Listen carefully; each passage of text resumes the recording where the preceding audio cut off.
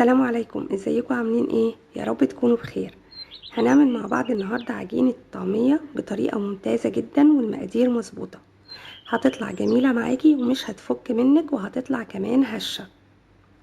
لو عجبك الفيديو النهارده ما تنسيش لايك وشير للفيديو وتسيبي لي رأيك في الكومنتات.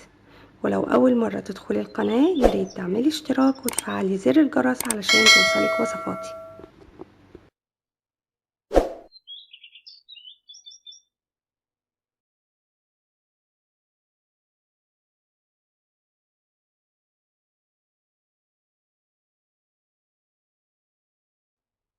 يلا نبدأ ونقول بسم الله. هنحضر نص كيلو فول مدشوش منقوع من بالليل للصبح، نص كوباية من الحمص المنقوع، حوالي حزمة من الخضروات، بقدونس وشبت وكزبرة خضراء وكرات، واتنين بصلة متوسطة متقطعة، وسبع فصوص من الثوم، والتوابل معلقة كبيرة من الكزبرة الناشفة، معلقة كبيرة من الكمون، نص معلقة كبيرة من الشمر، ربع معلقة صغيرة من الريحان، معلقة كبيرة ملح، ونص معلقة صغيرة من البيكنج باودر. الملح هتظبطيه برضو في الاخر حسب ما تحبي، بس المعلقة كانت مظبوطة. بعد كده هتبدأي تطحني كل المكونات بتاعتك، هتفرميها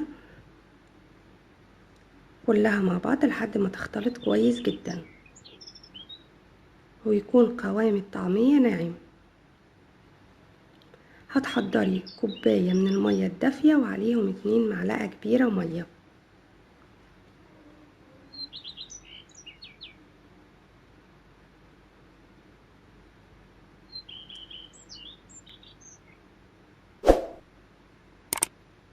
ادي قوام الطعمية اهو. بنزل الجزء اللي اتفرم في بولة على جنب لحد ما اخلص كل الكمية بتاعتي. طبعا لو عندك مفرمة او كبة كبيرة بتكون اسرع في الشغل.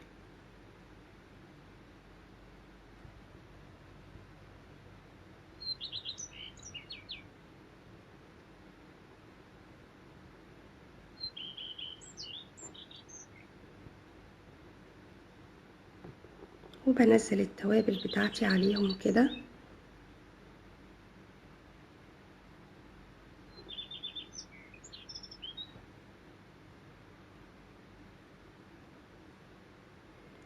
وافرمهم.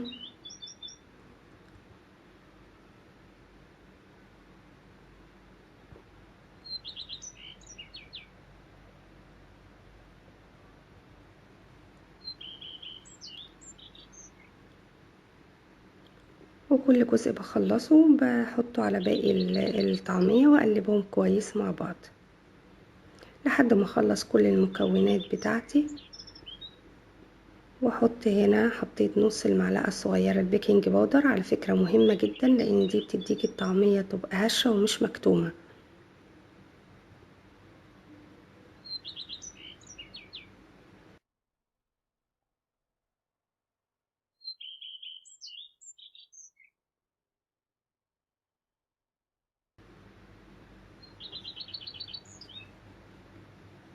وهنا خلصت كل الكمية وابتديت بعد ما قلبتهم بفرمهم مرة كمان عشان يختلطوا مع بعض كويس. وادي الطعمية بعد ما جاهزت، شايفة القوام ناعم ازاي واللون جميل جدا. على فكرة لو حابة تقللي نسبة الخضروات طبعا ده براحتك لانها اذواق، مفيش اي مشكلة. بعد ما بخلص العجينة بتاعتي ببتدي افرزها، احطها في اكياس، كل كيس حسب استخدامي قد ما بستخدم.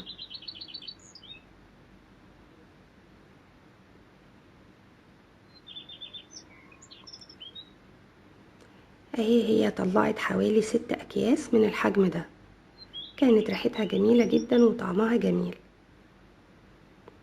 وحطيتها في الفريزر وابتديت استخدمها كل ما احتاج بطلع كيس قبل الاستخدام يفك وبعد كده استخدمه. اهي ده بعد يومين 3 كده جيت استخدمها وحبيت اصورها معاكم واوريها لكم. شايفة اللون بتاعها والقوام، وهتشوفي هي لا هتفك ولا اي حاجة، وبجد هتطلع طعمية جميلة جدا وطعمها جميل. لما بتيجي تقليها بتضيفي معلقة صغيرة من الكزبرة ومعلقة صغيرة من الكمون، وبتضيفي شوية ملح او تظبطي الملح بتاعك حسب ما انتي عايزة. حاجة تاني لو حباها يطلع فيها مذاق زي اللي بنشتريها من بره بالظبط، بتقلي الاول في الزيت اللي هتقليها فيه بدنجان وفلفل، وبعد كده تنزلي الطعمية هتلاقيها خدت من طعمهم. وعشان كده بنحس ان الطعمية اللي في البيت مختلفة شوية عن طعمية المطعم، لكن طبعا انضف واوفر، وبجد ادواتك انتي ضمناها نضيفة ازاي، وكل حاجة انتي عاملاها مرتاحة كده وانتي بتعمليها. الخضروات بتاعتك غسلاها في مية وخل، يعني بجد حاجة البيت مفيش انضف منها.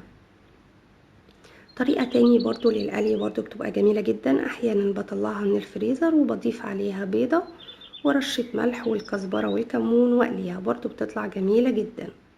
وادي الطعمية بعد ما جهزت، شايفة طعمها جميل شكلها، بجد شايفة شكلها جميل ازاي. جربيها بإذن الله تعجبكم.